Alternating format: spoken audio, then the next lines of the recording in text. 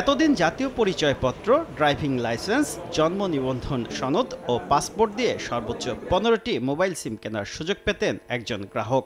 তবে সেই সুযোগ এবার কাটছাঁট করল সরকার।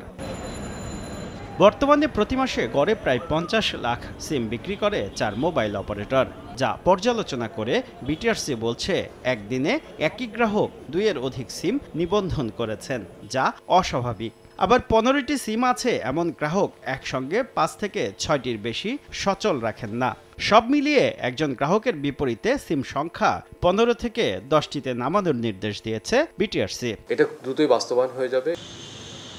বর্তমানে প্রায় ৬,৭৬,০০,০০০ ব্যবহারকারীর হাতে সিম আছে ১৮,৬২,০০,০০০ মতো।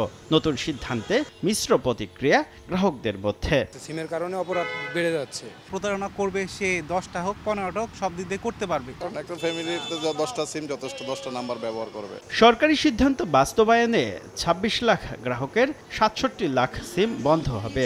*1601# ডায়াল করে নিবন্ধিত সিম সংখ্যা জানা যাবে।